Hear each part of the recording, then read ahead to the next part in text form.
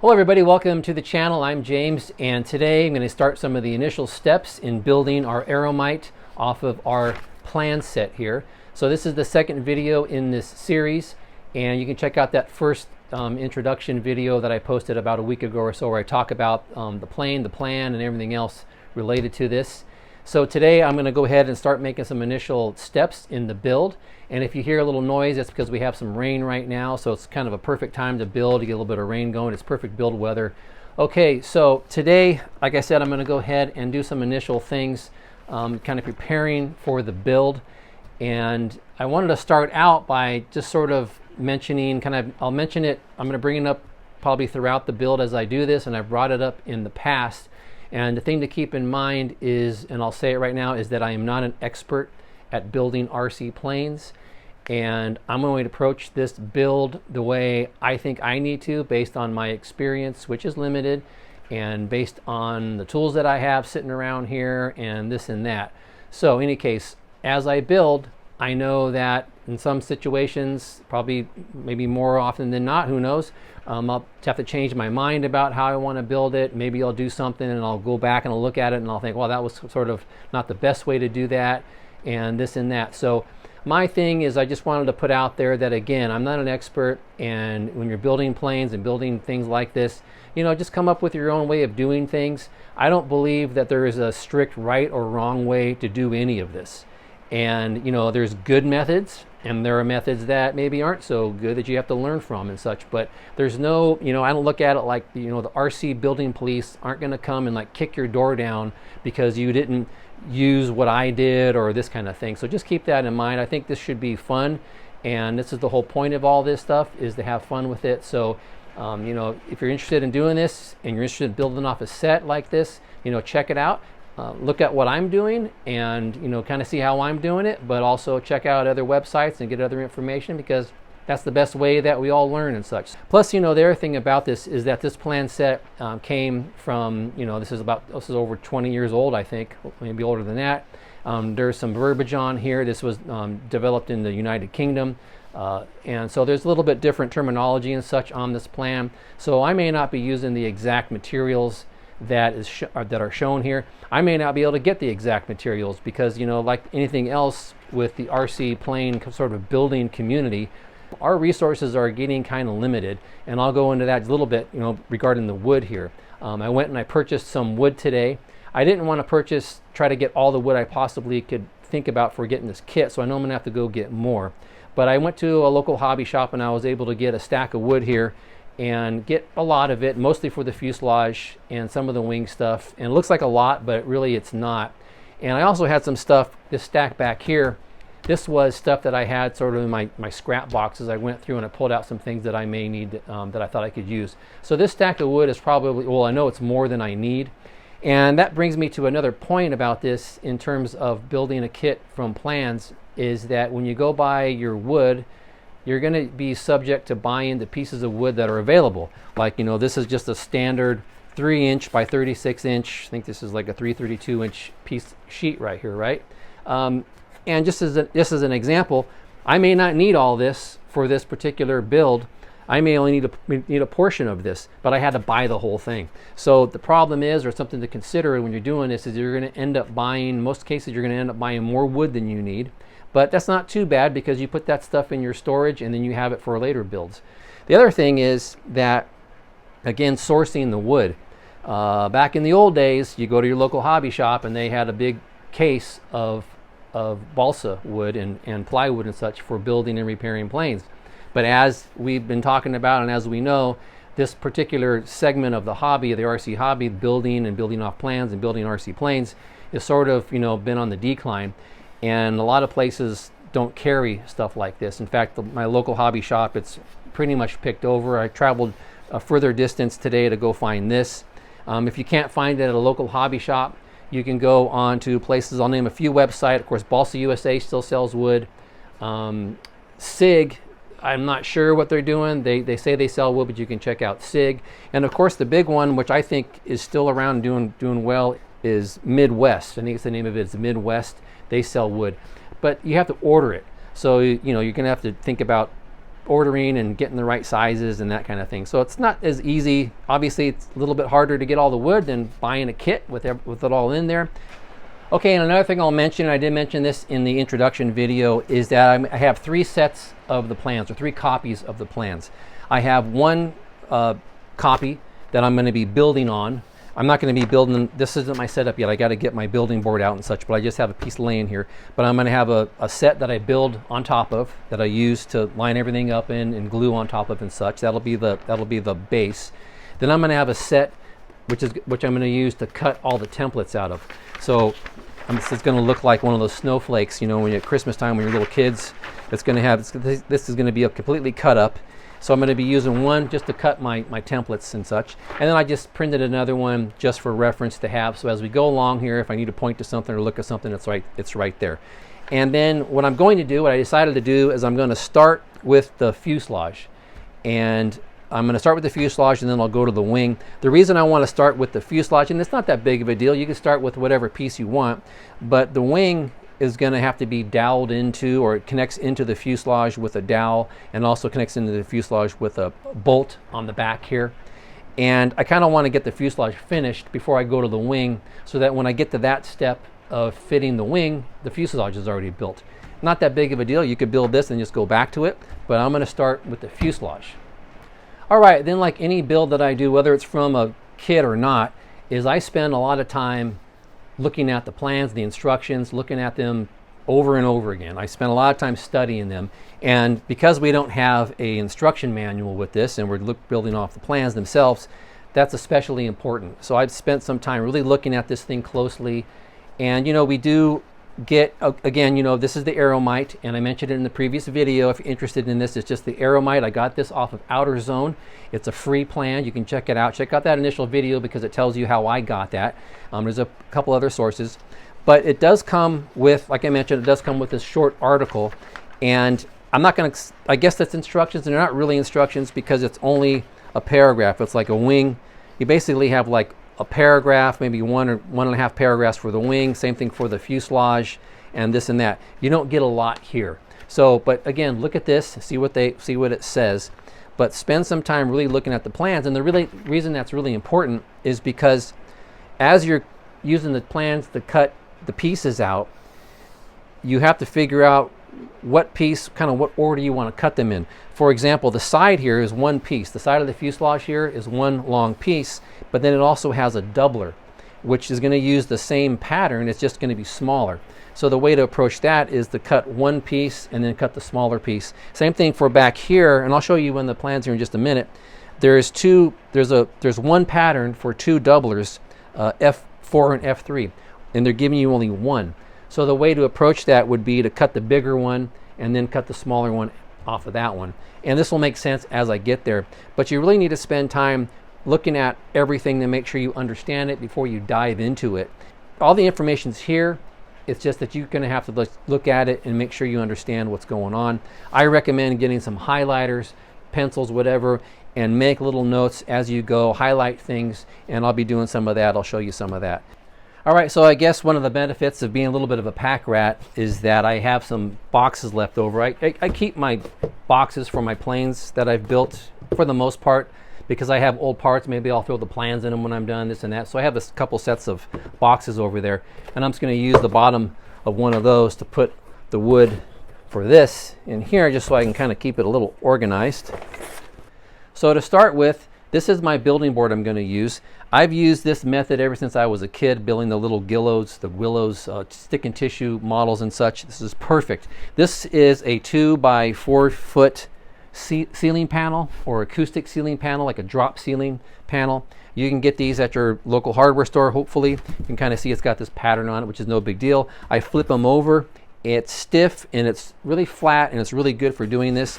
And the reason I like this is because it's very easy to set your plans on there, and then you can pin straight into it. I love this. And if you need a bigger piece, or if you need more room, you just cut.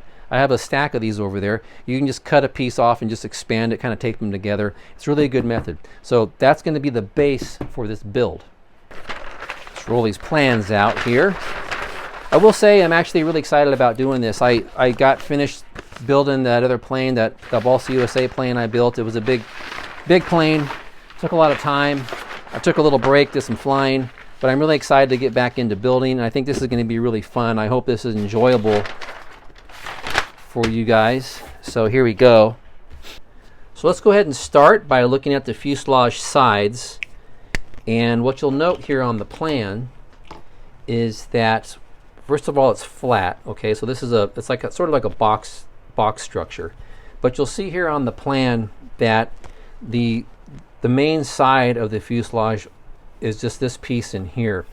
Once it gets beyond here, it starts to angle over to meet the very top of the fuselage. Those are going to be different pieces. Same thing for up in here. This is going to be sort of the top deck, if you will, kind of the front deck in front of the canopy here.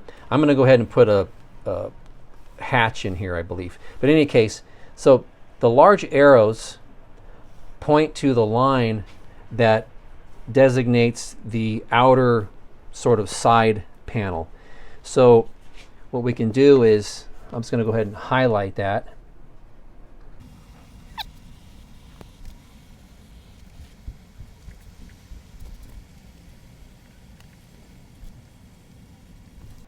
Okay, so that's our main side panel that we're going to cut from 332-inch sheeting material.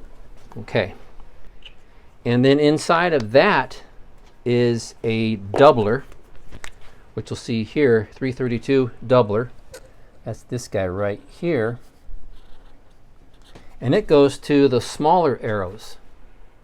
Hopefully you can see those smaller arrows. So it's a smaller piece, and it's going to mimic the bigger one around the wing and everything.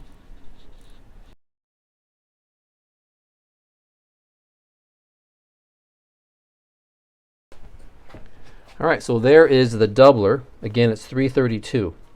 All right, so here we go. Now again, you know, my approach is probably going to be different than other people's, but I'm going to go ahead and cut out the fuselage and the formers from the plan in a big piece, and then I'm going to go from there. So I'm just going to go ahead and I'm going to start right here.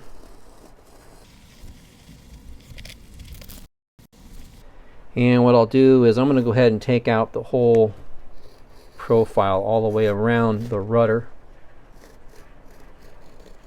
We'll come back to that.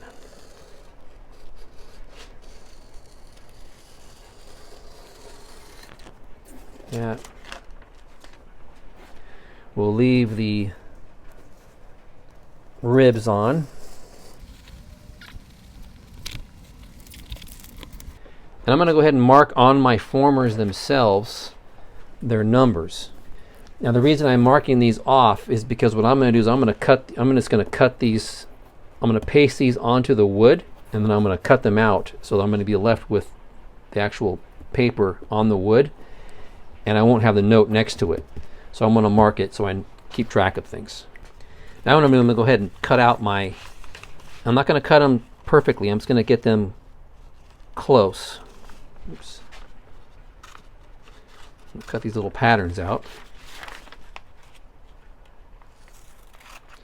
And what I'm going to do is I'm going to paste these, like I mentioned, I'm going to paste these onto the wood, and then I'm going to cut up to the lines on the paper themselves. And that's how I'm going to get my shapes. Other ways to do this, I know some people, they trace it, they get carbon copy paper, and they trace it onto the wood. So there's going to be all kinds of little ways to do this, I think. And this again is why it's nice to have an extra sheet to have a reference. And also you can, if it's extra sheet, you can, if you make a mistake, you can cut another one out or do whatever you need to do.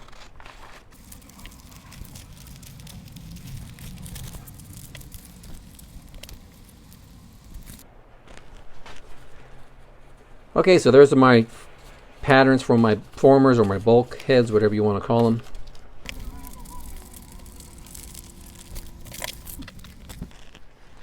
Now I'm going to carefully cut out the fin and the rudder just to get them off of the fuselage.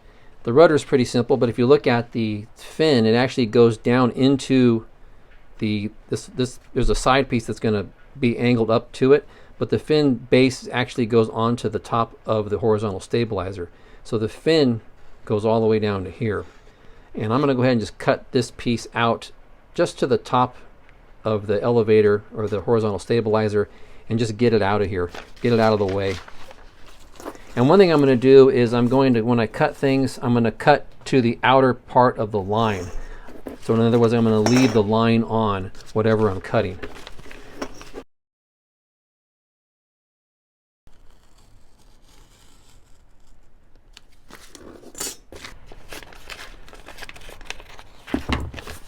We'll set that aside.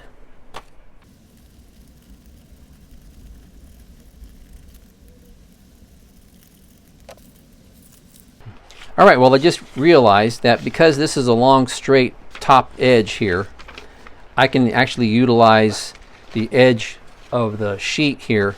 I don't have to cut that. In other words, I just need to line this up right along that. And also for the back little section right here, that's a 90-degree angle. So what I'm going to do is I'm going to basically line it up on top of the wood here. I'll probably trim off this extra little piece I have on the edge here, and I'm going to line it up on top of there like that. And then what I'm going to do is go all the way back to the 3rd grade, and I'm going to use this Elmer's, it's basically just a paste glue, and I'm going to just paste this on top of the wood, and then once it's secure, I'm going to just cut it out along the lines. And like I said, it'll have the paper on there. I'm hoping I can peel the paper off.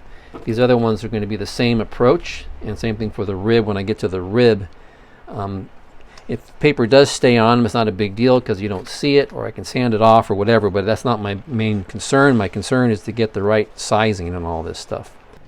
And again, I'm going to leave my line on.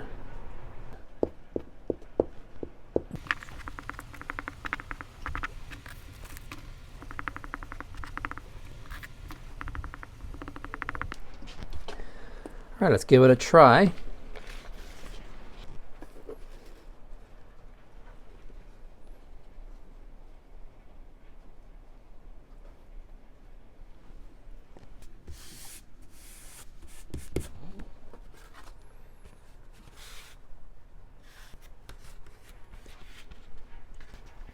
All right, well, it's not perfect. I didn't get it. Trying to do it on the camera, I kind of moved it over, but I can trim that easily. No big deal there. And I can trim and sand the top, so again, no big deal. So we'll let this sit for a second.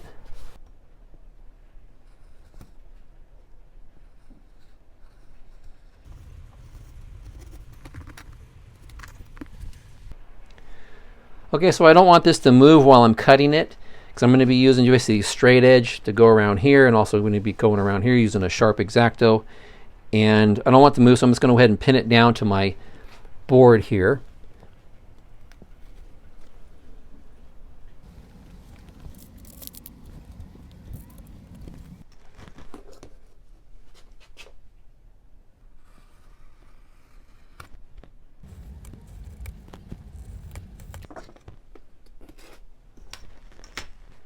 So the trick to this is to really take your time, hold down the straight edge very carefully, got your fingers close to a sharp blade, be careful. Best thing is to use a sharp blade, because you'll cut easier with a sharp blade and less chance of slipping and making a mistake. Just take the time, kind of scrape it through, and then pop it off.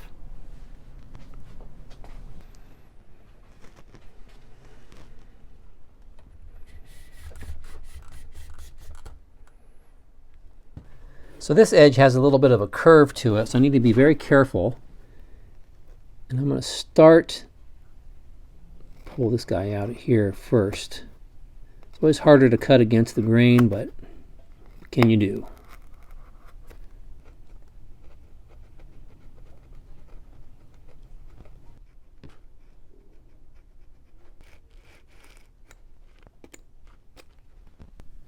Now, if you had thicker, kind of a bigger plane with larger pieces of wood and such, then something like a jigsaw would be useful. I'm going to try to keep this kind of simple, using my smaller hand tools.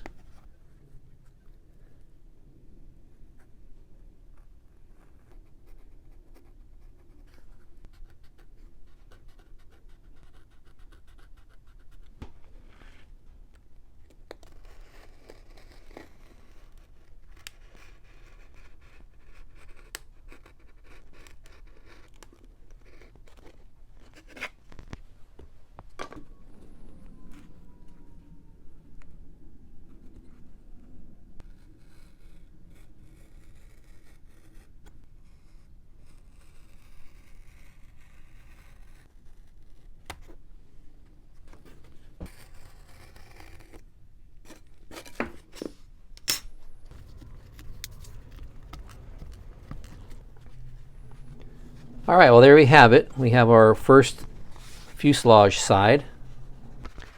And now what we'll do is use this one to cut the next one. So what we can do is we can use some pins to kind of form a fence line along the top here, because I want to use that straight edge, and also along the back here. Okay. Now I can take this guy and just kind of put him right up against those. And that way I have a nice straight kind of alignment there. And now we'll go ahead and pin this dude down.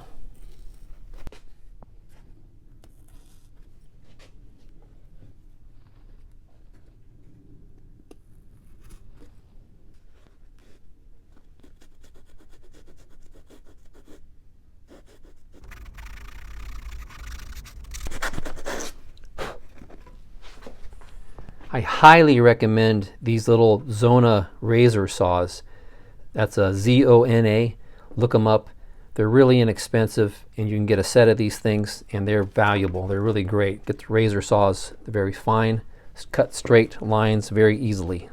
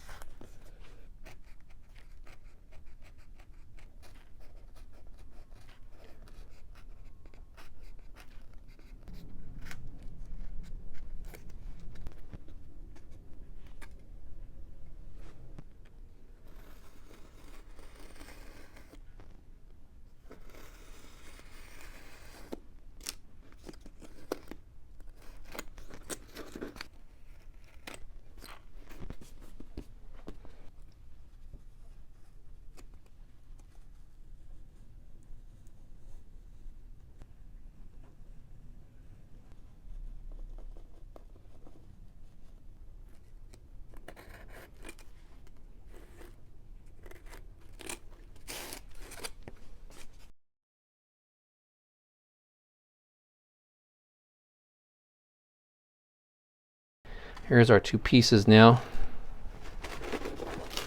Okay. What I'm going to do is I'm going to cut out one more complete side, and then those will be my two main fuselage sides. And then I'll take this piece and I'll cut out my pattern for my doubler, and then I'll make one more doubler, and that'll be it.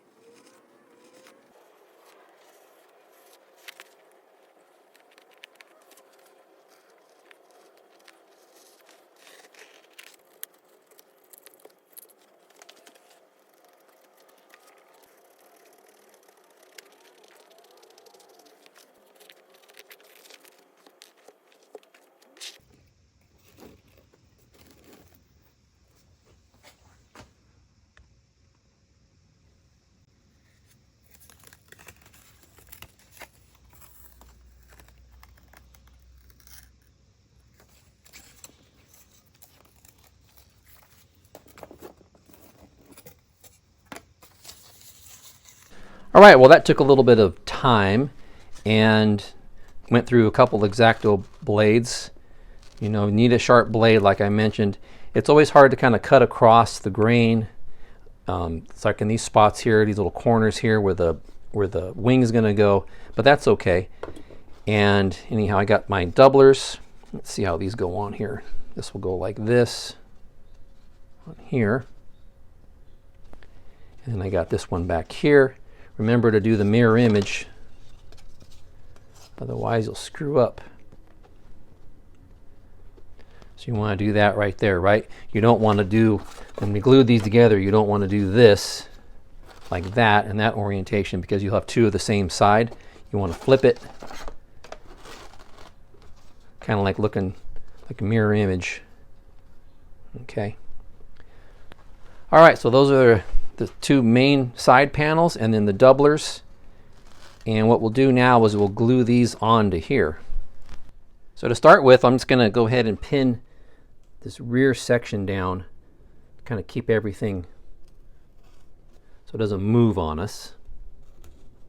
Let's do two more, one here and one there. All right, that'll be helpful. And then like I've done before, when I have the straight edge, this is a 90-degree angle in here and this is a straight on both sides. So I'm just going to go ahead and set up a little fence line along these edges here to help keep the pieces, when I put the doublers on, it will help line those up. These are just little things you develop as you go, little tricks that you come up with, kind of make things a little easier for you. Okay, and like we talked about before, we'll just put this right up against those. And that'll help keep it all lined up when we glue it, right? And we'll pin it down also.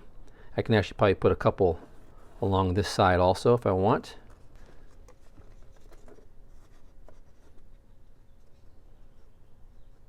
So you can see how that would be, how that's helpful.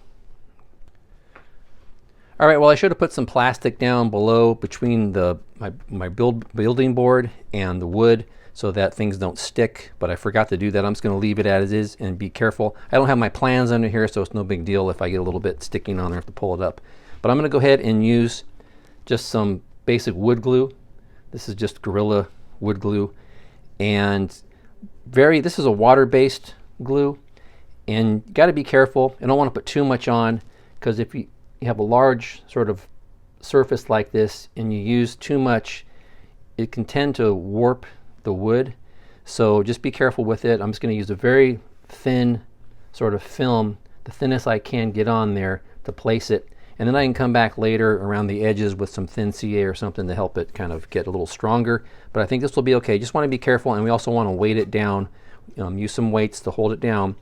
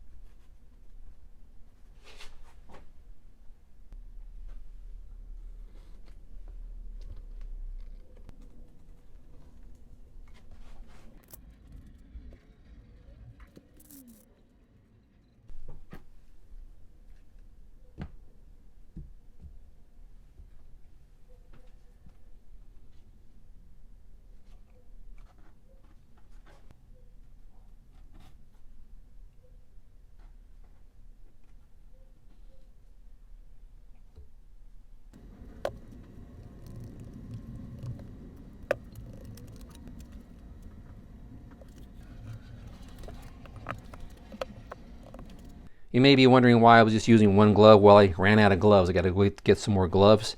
In any case, so as you saw, I put the thin film down. I pinned it around the edges, and I'm just using some weights. These are 1, 2, 3 blocks. These are machinist blocks. If you're not familiar with these, they're nice. They're heavy. They're really well. They're very square. So I use these for a lot of things. We'll let this sit here and cure, and it'll come up. We'll pull it off, and we'll take a look at it. All right, well, let this cure for a little while. I'm going to go ahead and take it apart now, and we'll put some thin CA around the edges. I found my gloves. I thought I lost them, but I found them stuffed away somewhere. So let's pull this off of here. I'm just going to use a little bit of thin CA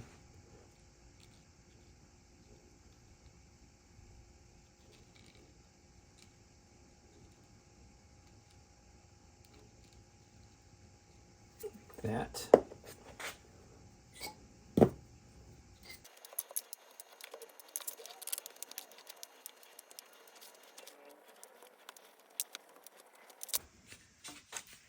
Now this is balsa, so it's relatively soft, right? So I'm gonna just do some light sanding right now. I'm not gonna get too worried about it at this point. I will go back to it, but for right now, we'll just kind of straighten things out a little bit.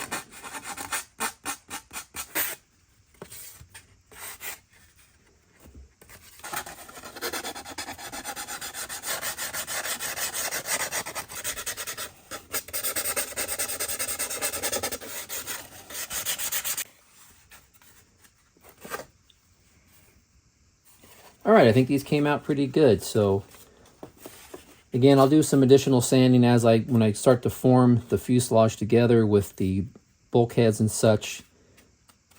I'll sand as needed, but overall I think these look pretty darn good. All right, everybody, well, that's going to be about it for this video. It got kind of lengthy. I had some things to say sort of in the introduction of the video, and then of course cutting these different parts takes some time. And next video, I'm going to continue on. We're going to cut the bulkheads out of plywood, which will be a little bit different than cutting them out of the balsa because it's a harder wood to deal with. And then we'll start hopefully constructing, putting the fuselage together. All right, so until then, thanks for watching my channel. I always appreciate it, and we'll see you next time.